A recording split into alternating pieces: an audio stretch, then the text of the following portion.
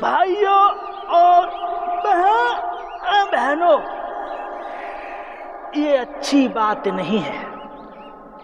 सरकार सो रही है, पर आप तो जागिए और ऐसे उम्मीद से देखना हमको बंद कीजिए और सबसे पहले हमको वोट देकर जिताइए।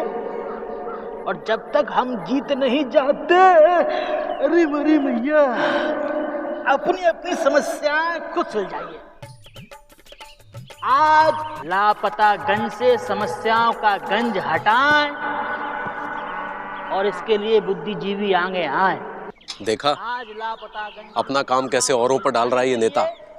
डालते हैं कुछ लोग, अपना काम औरों पे भी डाल देते हैं। हमने तो कभी नहीं डाला। हम कभी कभी कुछ लोग नहीं भी डालते। आज लापता गंज को ही नहीं, हमको भी बुद्धिजीवियों की आवश्यकता है।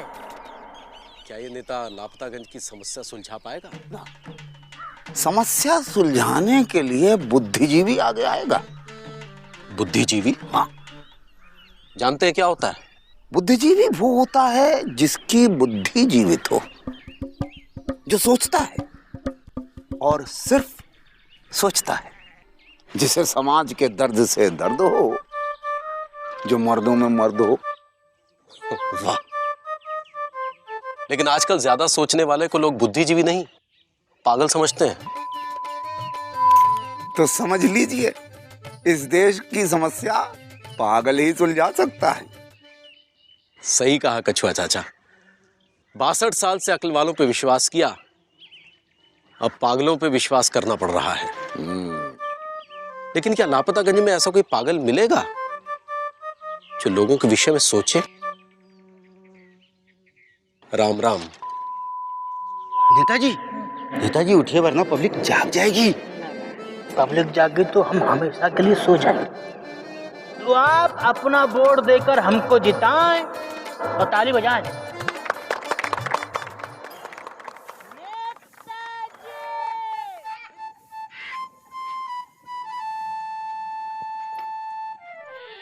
आ गए?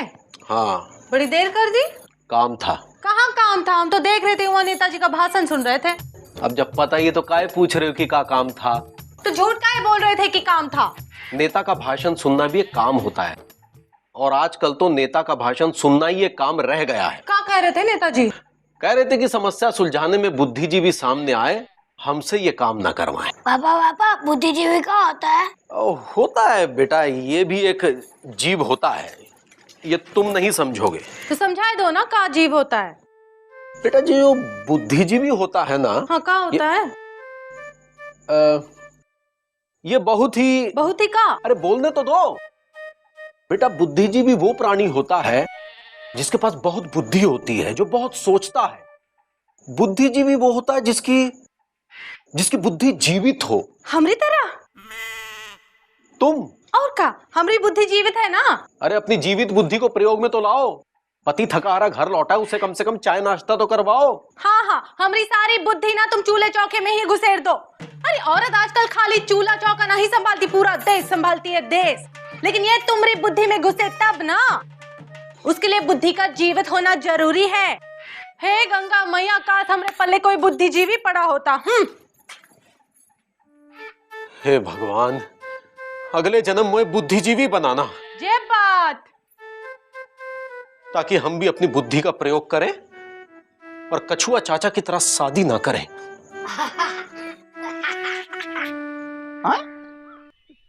क्या देख रहे हो?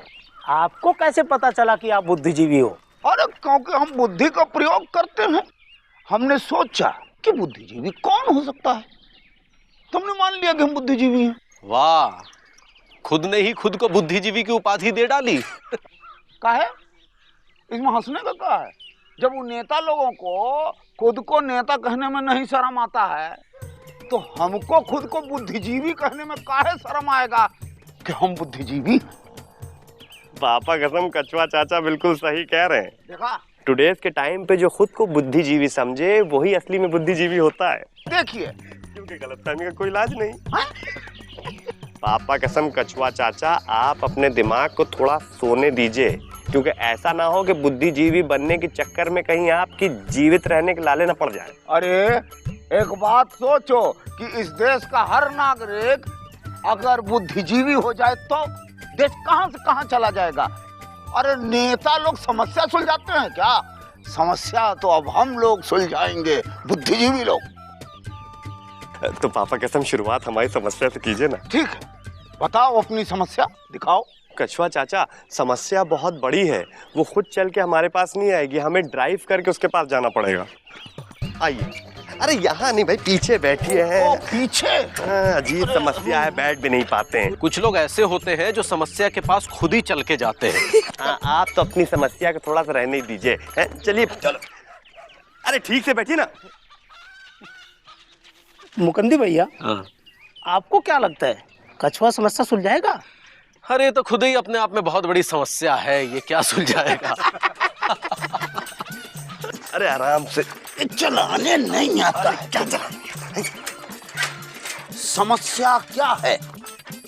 छुपे रहिए, आ रही है।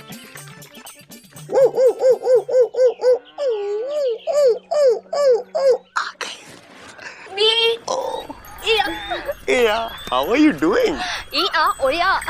अरे यार सुरीली, एक यही समस्या है कि तुम्हारी लैंग्वेज जो है ना वो हमको समझ में नहीं आती है यार।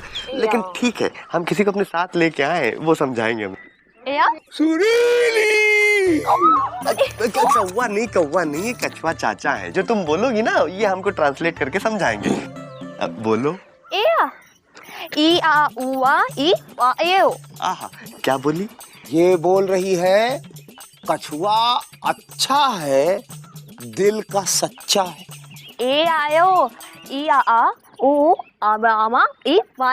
अब क्या बोली? ये बोली कछुआ बुद्धिमान है और लापता गंज की शान है। अरे भाई, आपकी क्यों तारीफ करेगी ये? ये कह रही है मार, ये चुपो। सुरीली, हाँ, किससे बातें कर रही है?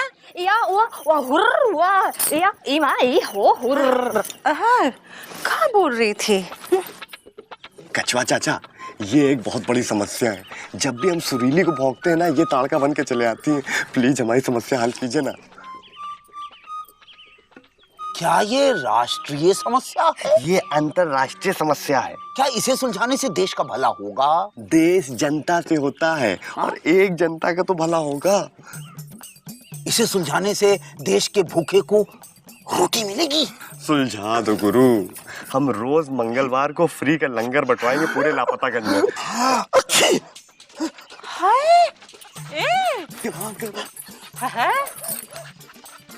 बिजी, तुम दोनों यहाँ क्या कर रहे हो?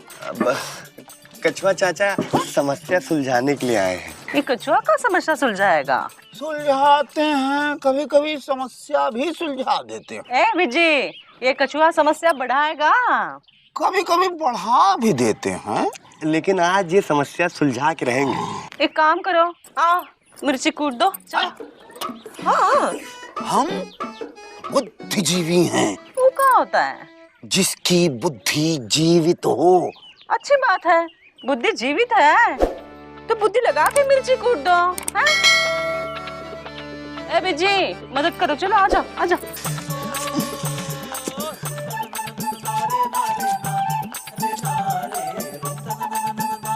बुद्धिजीवी हैं। बुद्धिजीव नहीं, बदबू जीव है। कितना बदबू मार रहा है आपका गमछा। छी।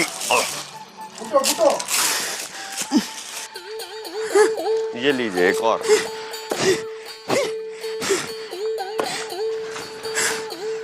बस निकल गई बुद्धिजीवी। एक और। क्या बुद्धिजीवी, बहुत बिजी हो? इस विजय पांडे के चक्कर में ये बुद्धिजीवी का ये हाल हो गया है, मिर्ची कूट रहा है। अरे हम तो अपनी समस्या सुलझाने के लिए आए थे, लेकिन इन्होंने ना उल्टी हमारे लिए समस्या खड़ी कर दी। समस्या सुलझानी ही है तो देश की समस्या से शुरू करो ना। अरे देश तो जनता से होता है। ये देश जनता से नहीं, नेता से शुरू होता है, उसी से पूछो।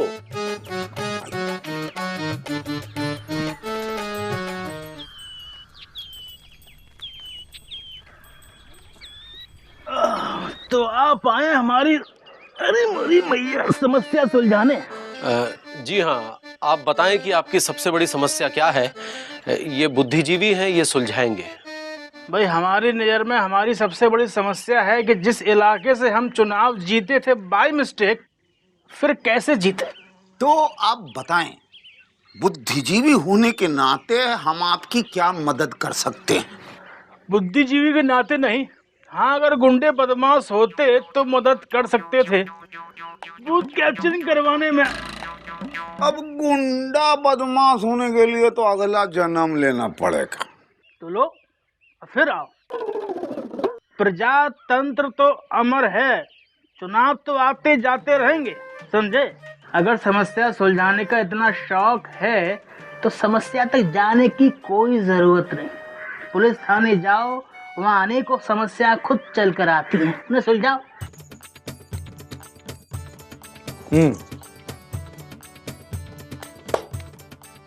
देश की सबसे बड़ी जो समस्या है जी, वो है लॉ एंड ऑर्डर। हाँ। मतलब कानून व्यवस्था। अब कहीं पर चोरी हो रही है, कहीं पर हत्या हो रही है, कहीं पर अपहरण हो रहे हैं। अब काम इतना बढ़ गया है कि अपराधी बड़े कंफ्यूज हैं। उनको समझ में नहीं आता है कि बैंक लूटें कि किसी का घर लूटें, या हत्या करें या अपहरण करें। तो और हत्याएं इसलिए नहीं हो रही हैं कि हत्या करने वाला विजय है। हत्या करने वाला बिजी है? अरे भाई हमने कब किसकी हत्या की? अरे बिजी मतलब हत्या करने वालों के पास हमारी हत्या करने के लिए टाइम नहीं है। अच्छा, वो तो दूसरों की हत्या करने में बिजी हैं। ये हमारा सौभाग्य है कि वो दूसरे हम नहीं हैं, वरना आजकल हत्या होने में ज्यादा टाइम नहीं लगता है। हम लोग यहाँ पर बैठे हैं और बाहर किसी न किसी की हत्या हो रही होगी।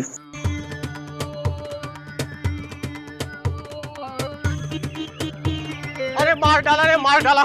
अरे मार डाला रे भाई। क्या हुआ भैया? किसने किसको मार डाला? अरे क्या बताएं मुकंदी भैया, किसी ने रामस्वरूप के कुत्ते को मार डाला। अभी कुछ दिन पहले तो रामस्वरूप को किसी ने कुत्ते की तरह मारा था। हाँ, अब उसके कुत्ते को किसने कुत्ते की तरह मारा? ये तो क्या रहा है लापतागंज में। लेकिन कुत्ते को काहे मारे?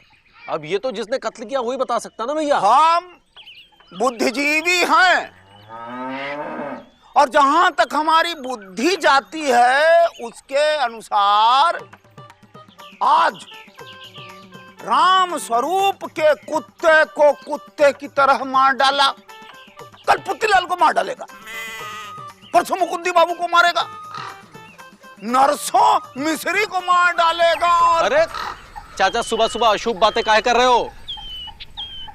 मुकुंदी बाबू, हम तो उदाहरण दे रहे थे, क्योंकि हमारी बुद्धि जहां तक जाती है उसके अनुसार हमको कुछ करना होगा, इन हत्याओं को रोकना होगा, बस। भाई देखो, पुलिस का काम है हत्या होने के बाद में हत्यारों को पकड़ना। हत्या किन कारणों से हुई है इसका पुलिस डिपार्टमेंट से क्या लेने देना, सब छोड़कर। कोई पैसे के लिए हत्या करे तो फिर वो फाइनेंस डिपार्टमेंट का मैटर है। और अगर कोई प्यार के पागलपन में अपनी सास का मर्डर करे तो ये मेंटल डिपार्टमेंट का मैटर है। लेकिन हत्या राजनीतिक कारणों से भी तो होती है। देखो भैया, हम पुलिस वाले हैं और पुलिस का क्या है, राजनीति से कोई लेना देना नहीं होता। पुलिस राजनीति में नहीं पड़ती है। हाँ, हम लोग स्वतंत्र हैं और ये है प्रजातंत्र। हमारा काम हत्या हो जाने के बाद में हत्यारे को पकड़ने का होता है। तो हत्यारे को पकड़िए। अच्छा, आप बुद्धिजीवी हो ना? हाँ? इस मामले में बुद्धिजीवी होने के नाते आप हमारी क्या मदद कर सकते हैं? बोलिए बुद्धिजीवी। वैसे हत्या के मामले में हमारा कोई विशेष अनुभव है नहीं, क्योंकि नहीं मेरी हत्या हुई है और नहीं मैंने कभी हत्या की है। लेकिन जहां तक मेरी बुद्धि जाती है उसके अनुसार आपको हत्यारे को पकड़ने के लिए पुलिस भेजनी चाहिए। कहां? हर दिशा में। हत्यारा तो किसी भी दिशा में भाग सकता है। चाचा, आपको पता है 8 दिशाएं होती हैं। हाँ। अगर हर दिशा में हत्यारों को ढूंढने के लिए 2-2 पुलिस वाले भेजे जाएं तो टोटल कितने पुलिस वाले हुए? 16। और वो 16 पुलिस वाले अगर दौड़ते दौड़ते अपने घर में ना घुस जाएं, इसलिए उनकी निगरानी के लिए एक एक पुलिस वाला और चाहिए। टोटल कितने हुए? 32। ठीक है, और वो 32 पुलिस वाले कहीं घूस लेकर के हत्यारे को छोड़ न दे, इसलिए उनके ऊपर निगरानी रखने के लिए एक एक पुलिस वाले उनके पीछे और लगाओ। टोटल कितने हुए? 64। तो सोचो, एक हत्यारे को पकड़ने के लिए। अरे एक हत्यारे को पकड़ने के लिए आप कितना पुलिस वाला छोड़िएगा? वही तो हम समझा रहे हैं आपको, और आप समझ नहीं रहे हैं बुद्धिजीवी जी, हैं? कि हत्यारा ऐसे नहीं पकड़ा जाता है। तो कैसे पकड़ा जाता है? वैसे पकड़िए। बुद्धिजीवी आप है ना, आप ही बताइए कैसे पकड़ा जाता है। हमको ऐसा लगता है कि आप ऐसे व्यक्ति से पूछताछ कीजिए जिस पे आपको शक है कि इसने राम स्वरूप के कुत्ते की हत्या की है।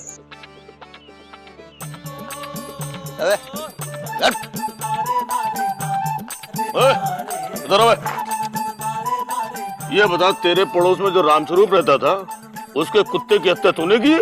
नहीं, मैंने रामस्वरूप की कुत्ते की हत्या नहीं की, मैंने रामस्वरूप की हत्या की थी। अबे मैं तेरे से रामस्वरूप के कुत्ते की बात कर रहा हूँ, तू बीच में रामस्वरूप को घुस जा रहा है। सीधे सीधे बता बे। और वो मान रहा है कि उसने रामस्वरूप की हत्या की है। लेकिन जांच किसकी चल रही है? रामस्वरूप के कुत्ते की हत्यारे की। तो फिर बीच में रामस्वरूप कहां से घुस रहा है? चल बे। अब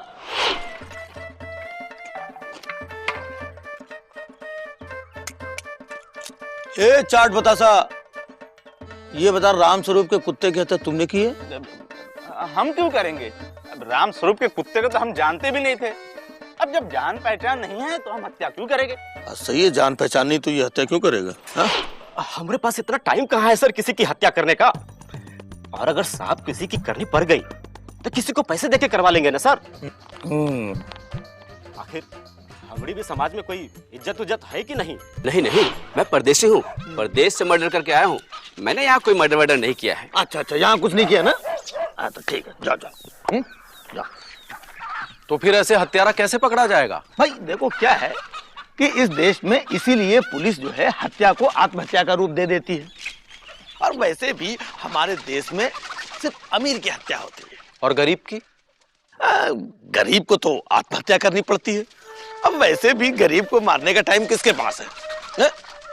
गरीब मरता नहीं है, गरीब का शोषण होता है। अगर समझो गरीब की हत्या हो भी गई तो हमें साबित करना पड़ता है कि ये आत्महत्या है। भाई गरीब को कौन मारेगा? यानी इस देश में बिना अच्छी आर्थिक स्थिति के किसी की हत्या भी नहीं हो सकती है। अब समझ में आया कि रामस्वरूप के कुत्ते ने आत्महत्या की है। पर इतना बड़ा चाकू कुत्ता पेट में कैसे मारेगा? ये सब साबित करना फॉरेंसिक डिपार्टमेंट का काम है। हमको लगता है कि जिस आदमी ने रामस्वरूप की हत्या की है उसी आदमी ने रामस्वरूप के कुत्ते को भी मारा है। अच्छा, कैसे? क्योंकि जिस तरह से उस हत्यारे ने रामस्वरूप को चाकू घोंप के मारा है, उसी तरह से उसी हत्यारे ने कुत्ते को भी चाकू घोंप के मारा है।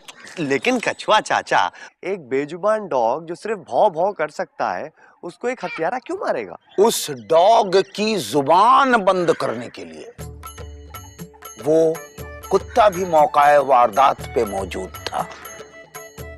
जब हत्यारे ने रामस्वरूप की हत्या कर दी तो उसके खून से लथपथ हाथों को कुत्ते की वफादार आंखों ने भी देख लिया और वो हत्यारा भयभीत हो गया कि कहीं उसका राज न खुल जाए। इसीलिए उस हत्यारे ने उस कुत्ते की भी हत्या कर दी जिस तरह से उसने रामस्वरूप की हत्या की थी। वाह कछुआ चाचा, आपको ये सब कैसे पता? हम बुद्धिजीवी हैं। इतना डिटेल में? अरे हम बुद्धि का प्रयोग करना जानते हैं। हवलदार, अरेस्ट कर लो। क्यों अरेस्ट करो इसको? काहे?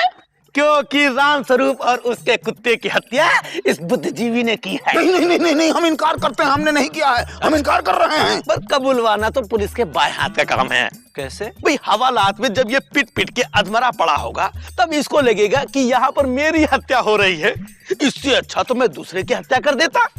बस एक बार जहां इसने कबूल लिया तो बाकी की जानकारी इकट्ठा करना पुलिस के बाएं हाथ का काम है। ये तो समस्या सुलझाने आए थे। अच्छा, अब दरोगा साहब छोड़िए ना, इनको कीड़ा काटा था बुद्धिजीवी बनने का। एक इंटेलेक्चुअल आदमी को अंदर करना आपको शोभा नहीं देता है। तो पुलिस की जांच में टांग अड़ाना इनको शोभा देता है क्या? नहीं, गलती हो गई, आगे से बुद्धिजीवी समस्या नहीं सुलझाएगा। पक्का? पक्का। ठीक है। हवलदार छोड़ दे इसको, सब छोड़ करके चलो किसी दूसरे आदमी को पकड़ करके केस को बंद करते हैं। ठीक है, आओ।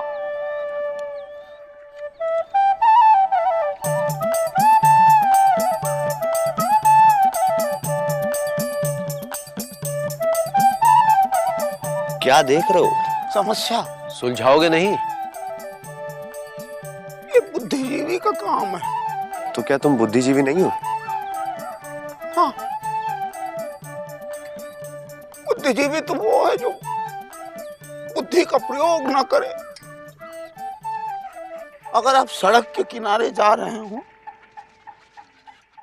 और कोई छोटा बच्चा दिखे रोता, तो आप आंख बंद करके निकल जाइए। अगर आपने बुद्धि लगाई तो बच्चे को चुप कराना होगा, यानी समस्या सुलझाना होगा।